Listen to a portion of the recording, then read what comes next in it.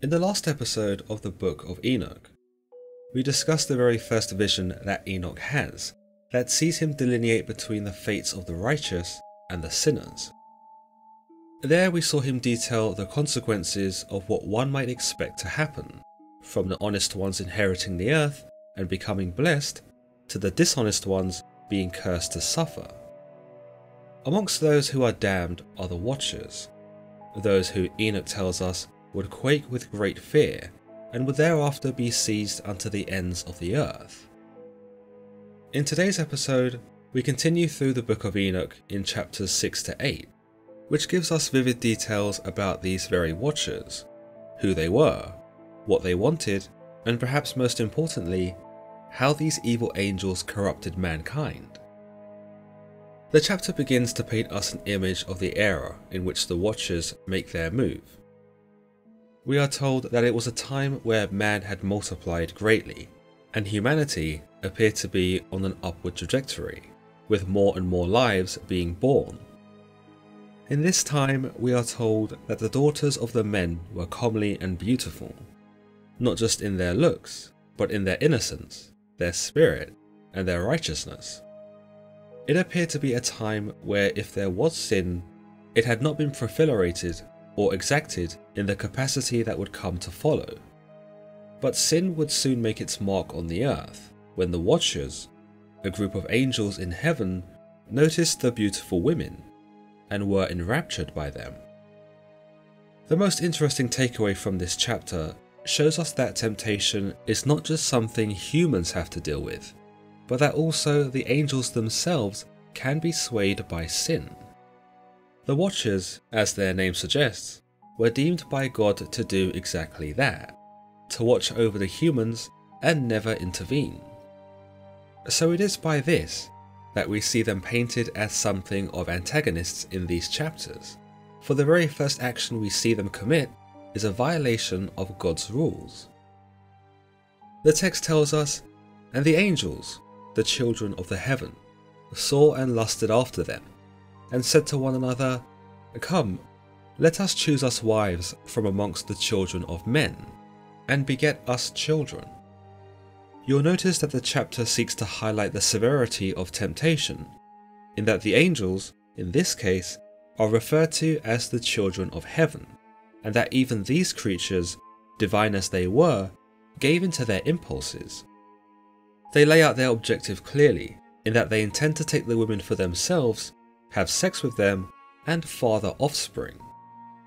This interestingly gives us a new idea that is not established in the Bible, in that angels, at least the Watchers in this case, are not only able to conceive their own plans, but are also able to produce offspring with human women. It would also appear that their desire wasn't just stirred by the beauty of the women, but by their desire to father children, suggesting that like us, the divine creatures also foster an innate urge to procreate, or at least share the values of the mortal men of the time, where extending one's own bloodline and legacy was imperative. The chapter continues to establish something of a hierarchy amongst the Watchers, and we are introduced to the leader named Semjaza. As the leader, Semjaza shows some restraint and opposes the bold idea suggested to him by his fellow angels. We are told, "And Semjaza, who was their leader, said unto them, I fear ye will not indeed agree to do this deed, and I alone shall have to pay the penalty of a great sin." Now there are two ways to read this particular line, one that paints Semjaza as noble and mindful of his place, or as already corrupt and something of an instigator as well.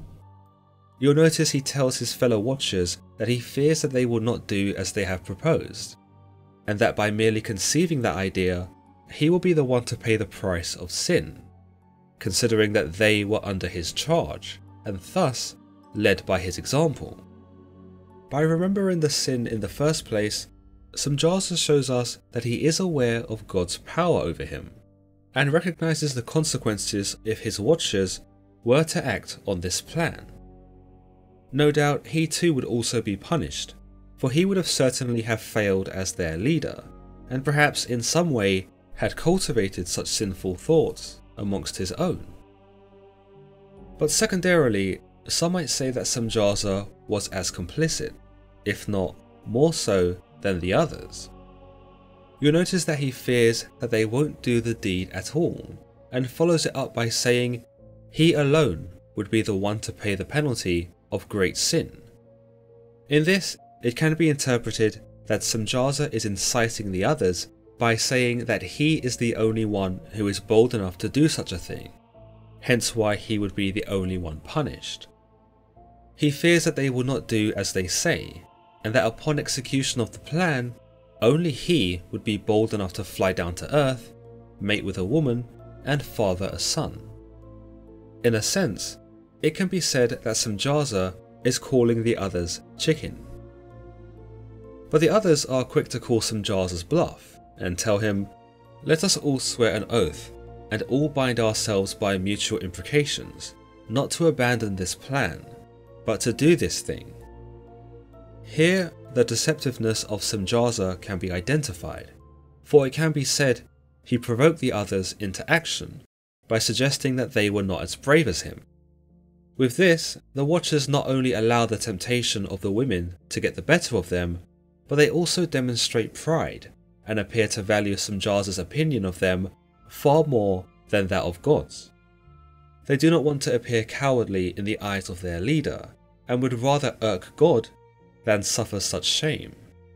Perhaps more likely though, they crave the mortal women above all else, and Semjaza merely facilitated their ambitions and made the choice all the more enticing.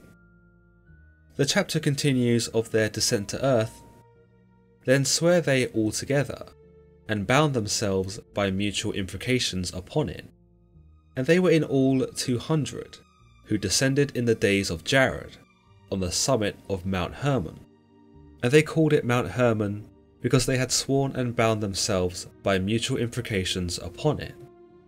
And these are the names of their leaders: Semjaza, their leader, Arakelbar, Ramil, Kokoblel, Tamlel, Ramlel, Danel, Ezekiel, Barakajal, Asael or Azazel, Amaros, Batarul, Ananel, Zakil, Samsapil, Saterel, Churel, Jomjael, Sariel.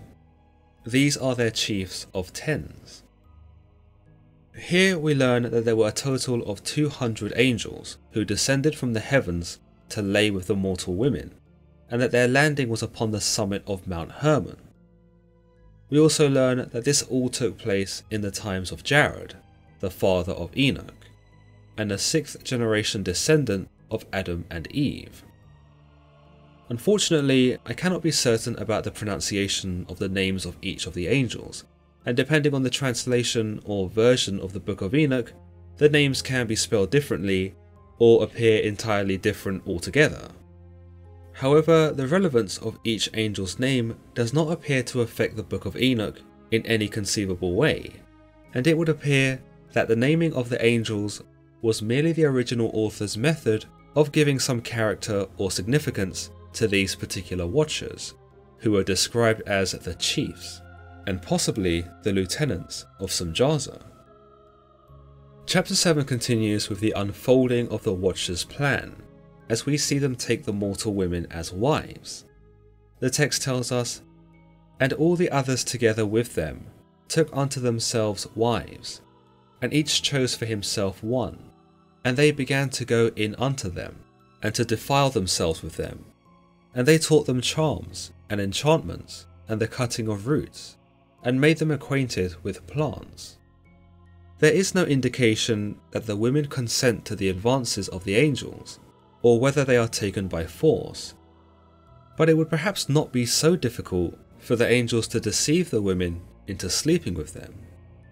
In any case, we are told that the Watchers defiled themselves with the women, suggesting they engaged in multiple sexual debaucheries and moral turpitudes. But interestingly, it would seem that the Watchers did not return to heaven after, but instead stuck around for a bit, perhaps intrigued by the mortals, or otherwise infatuated with their beauty. They began to teach them charms and enchantments, the cutting of roots, and gave them knowledge of plants. Here it can be interpreted that the Watchers taught the mortals the use of magic, that which was forbidden knowledge and not the sort of thing that God had ever intended for man to wield. The charms and enchantments are unfortunately not specified in the text, but they appear to contribute to the earlier remark of the Watchers being defilers, perhaps defiling mankind's innocence with the practice of what might have become witchcraft or sorcery.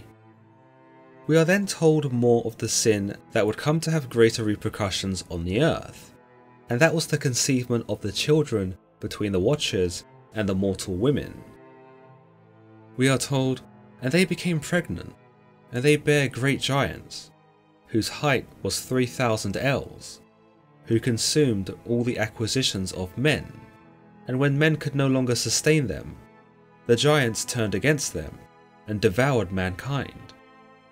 Here we are told that the women gave birth not to regular babies, but instead bulbous beasts that were as tall as 3,000 ells, and not without a temper. These giants, thought to be the Nephilim, were monstrous and had insatiable appetites, so much so that we are told here that they consumed all the acquisitions of men, most likely their cattle. When the food ran out, the Nephilim turned violent and began to consume mankind themselves. So disastrous were the Nephilim that no one was able to keep them in check, as they ran amok on the earth, more savage than anything that had preceded them. Chapter 7 concludes by telling us that mankind were not the only victims of the Nephilim's rage, as we are told, "And they began to sin against birds, and beasts, and reptiles, and fish, and to devour one another's flesh, and drink the blood. Then the earth laid accusation against the lawless ones." The consequences of the Watchers' actions are dire to say the least, and this is before God has even intervened. The Nephilim instead can be seen as an effect of karma, and also a caution that bad things will eventually take shape in one's life should they sin. The Watchers were probably not expecting to produce such monstrous creatures, and sought only the short-term gratification of their needs. But the story seeks to show us that everything has a price. While Samjaza is seen to consider the ramifications of sinning, he only considers the consequences his actions will earn from God, and omits the earth altogether. In this, the Watchers demonstrate arrogance, and likely believe themselves to be so above man that they do not care about the repercussions that the mortals then have to sustain. The Nephilim in this sense then become man's problem, as the Watchers do not claim ownership of them, nor do they take fatherly responsibility for the creatures they have spawned. Their impetuous actions are even denounced by the earth itself, where the Watchers are deemed as lawless ones. Considering the appetites of the Nephilim, I do not think it is out of the realm of possibility to suggest that they too try to consume the Watchers, divine or not, and that here the Watchers may have come to see the folly of their actions. In fact, it is uncertain whether the Watchers were really able to enjoy Earth thereafter, nor whether they themselves were even strong enough to oppose the creatures that they had fathered. It seems unlikely that they were a match for the Nephilim, considering the description that goes into the creatures, those that are such ravenous creatures that they even turn cannibal and start fiending for each other's flesh and blood. Chapter 8 of the Book of Enoch tells us more about what the Watchers taught mankind whilst they were on Earth, and how they went about with their corruption. We are told of Azazel, a Watcher who taught men to make swords, knives and shields, breastplates, and made known to them the metals of the earth, and the art of working them, and bracelets and ornaments, and the use of antimony, and the beautifying of the eyelids, and all kinds of costly stones, and all colouring tinctures. Despite not being the leader of the Watchers, much of the condemnation in the fallout is reserved for Azazel, who we later learn is pursued by the Archangel Raphael with the utmost prejudice. Perhaps because unlike Samjaza and the others who taught the mortals magic, Azazel taught them how to make weapons, and worse yet, how to use them. With this idea, it is believed that Azazel showed man how to hurt each other, how to wage conflict on each other, and how to kill each other, and instilled in man a sense for warfare. The magic given to mankind by the other Watchers was perhaps harmless, inconsequential even, but the crafting of swords, knives, shields, and breastplates that were taught by Azazel brought only pain and suffering. You'll also notice that Azazel is responsible for man's mastery over the metals of the earth and the art of crafting them into bracelets and ornaments, objects that would be fought over or even idolized by mankind. It is these sorts of items in jewellery, ornaments, and costly stones that would inspire greed and envy, destructive sins that would corrupt man. The beautifying of the eyelids is another interesting aspect mentioned in the passage, and some have thought that this was in relation to makeup and cosmetics, and that Azazel taught the less beautiful women how to compete with those who were naturally blessed in the looks department. Some have also said that this painting of the face was a deception, and that Azazel instructed the women to do this in an effort to entice men and make the world promiscuous. In any case, the Watchers' efforts to corrupt man were successful, as chapter 8 tells us, and there arose much godlessness, and they committed fornication, and they were led astray, and became corrupt in all their ways. The other Watchers are also named and shamed in this part of the chapter, where we are told, Samjaza taught enchantments and root cuttings, Amaros the resolving of enchantments, Barak Kajal taught astrology, Kokoblel the constellations, Ezekiel the knowledge of the clouds, Erekiel the signs of the earth, Shamsiel the signs of the sun, and Sariel the course of the moon. Here we are given more insights as to what mankind was taught and how in the eyes of God his creation was corrupted. Mankind appears to have been given the keys to the universe during the Watcher's visit, and while some of these teachings might seem benign enough, the Book of Enoch reserves that this was not God's intention, and that the Watchers had superseded him, thus angering him beyond measure. Some might also say that with the Watchers teaching mankind about the signs of the earth, the sun and the moon, as well as the constellations and the clouds, man gained independence from God. But in doing so, it can also be said that the Watchers invoked in man a thirst for understanding and a cultivation of an ambitious attitude that would set man off in seeking knowledge more than salvation. But the teachings of the Watchers would not be enough to fend off the rage of the Nephilim, as the creatures brought down devastation upon the earth. The landscape was battered, animals were slaughtered, men and women torn apart. Chapter 8 concludes by telling us, "And as men perished, they cried, and their cry went up to heaven." With these cries, the antics of the Watchers and the destruction of their offspring would become apparent to the archangels, those that were already preparing God's vengeance. But that's all we have time for on today's episode of the Book of Enoch.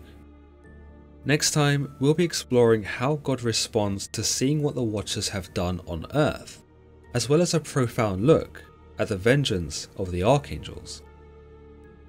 If you've enjoyed today's video, let me know in the comments below, and as always, don't forget to give this one a like, and don't forget to subscribe for more content just like this. Until next time.